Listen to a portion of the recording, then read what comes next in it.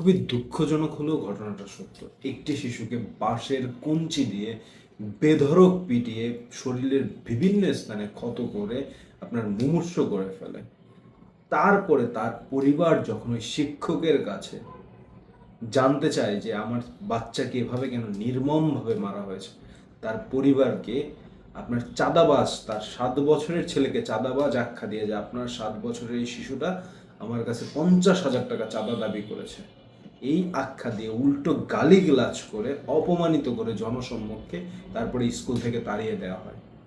এবং সেই জনসম্মুখে যারা সাক্ষী ছিল, এটা তাদের মুখের কথা, প্রায় 25 জন মানুষ সেখানে উপস্থিত ছিল এবং 25 জনই স্বাক্ষর দিয়ে ওই শিক্ষকের বিরুদ্ধে আপনার অভিযোগ করে উপজেলা নির্বাহী কর্মকর্তার কাছে জমা দিয়েছেন।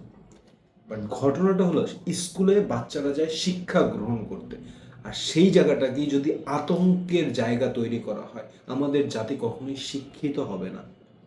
কারণ স্কুল আমাদের একটা সুন্দর পরিবেশ হওয়া উচিত, যেই পরিবেশে বাচ্চারা আনন্দের সাথে স্কুলে যাওয়ার জন্য উদ্গ্রীব থাকবে, যে হ্যাঁ আমি কালকের স্কুলে যাব, ঘুম থেকে উঠে বন্ধুদের সাথে মজা করব, স্কুলে একটা ভালো ক্লাস হবে, শিক্ষক আমাদেরকে ভালো জিনিস শিখাবে, এই আশা নিয়ে বাচ্চাদের স্কুলে যাওয়া উচিত। বাচ্চাদের ভয় নিয়ে যদি স্কুলে যায়, আরে কালকের স্কুলে গেলে যদি আমার একটা ভুল হয়ে যায়, আমার তো টিচার খুবই মারবে, এভাবে কখনো শিক্ষা হয় না। আর বাংলাদেশের শিক্ষা এমনভাবেই চলছে। এই শিক্ষকের প্রতি কঠিন শাস্তির ব্যবস্থা করা উচিত, তাকে তার চাকরি থেকে অব্যাহত দেওয়া উচিত। তিনি এই একজন শিক্ষার্থীর সাথে এই কাজ করেননি, তার দরুন নাকি ওই স্কুলে শিক্ষার্থীর সংখ্যা হ্রাস পাচ্ছে প্রতিনিয়ত। তার এরকম খারাপ ব্যবহারের কারণে কিছু থেকে কিছু হলেই নাকি শিক্ষার্থীদের বেধড়ক মারপিট করেন তিনি। এটা তো আপনার মানসিক সমস্যা, বা উনি মেন্টালি সিক, দ্যাটস ওয়াই এই কাজগুলো করছেন। একজন মানসিক প্রতিবন্ধীকে যদি একটা স্কুলের প্রধান শিক্ষকের দায়িত্ব দেওয়া হয়, সেই মানসিক প্রতিবন্ধী তো একটা স্কুল চালাতে পারে না। এই বাচ্চাটার দোষ কি ছিল?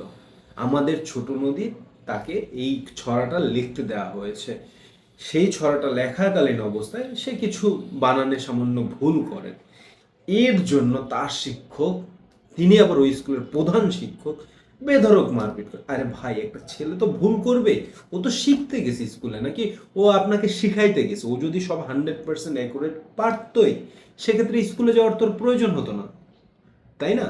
আর যদি মেরেই শিক্ষা গ্রহণ করানো যেত একটা বাচ্চাকে, তাহলে তো বাংলাদেশে কেউ অশিক্ষিত থাকতো না। সবাই বাসায় বসে তার বাবা মা পিটাইতো, ধুম পিটাইতো, সকালে এক চালান পিটানি দিত, বিকালে এক চালান পিটানি দিত, তাহলে পুরো উচ্চ শিক্ষিত হয়ে যেত 1 মাসের ভিতরে। স্কুলে যদি যায় বাচ্চারা, তার দ্যাট মিনস সে শিক্ষা গ্রহণ করতে গেছে। সে ভুল করবে, সে হাতের লেখা বাজেভাবে লিখবে, সে আপনার ফেল করবে, 0 পাবে, বাট তাকে সেটাকে শিখাতে হবে। সে যদি প্রথম দিনই স্কুলে গিয়ে একটা জিনিস, নতুন সিলেবাসের একটা জিনিস প্রথম পড়াতেই সে যদি 100% এফোর্ট দিয়েও যদি 100% কারেক্ট করতে পারতো, তাহলে তো আর আপনার কাছে যেত না। সে 100% এফোর্ট দিচ্ছে, পারছে না। সব বাচ্চাদের ব্রেইন তো আর এক হয় না, সব বাচ্চাদের শিক্ষা গ্রহণের প্রসেস তো আর এক হয় না। এই জিনিসটা তো একজন শিক্ষকের বোঝা উচিত, তাই না? আপনি শিক্ষক হয়েছেন, আপনি প্রধান শিক্ষক একটা স্কুলের, আর আপনিই জানেন না আপনার শিশুদের সাথে কিভাবে ব্যবহার করতে হয়? আমার দাবি থাকবে এই শিক্ষকের এগেনস্টে যেন আইনগত ব্যবস্থা নেওয়া হয় এবং তাকে মিনিমাম 6 মাসের কারাদণ্ড দেওয়া হোক। কারণ তার শিক্ষাগত যোগ্যতা তো নাই, এবং একজন শিশুকে এরকম নির্মমভাবে নির্যাতন করার পরে তাকে আবার চাঁদাবাজ আখ্যা দেয়। তো তিনি নিজে একজন চাঁদাবাজ, তিনি নিজে একজন দুর্নীতিগ্রস্ত, তিনি নিজে একজন মানসিক অসুস্থ।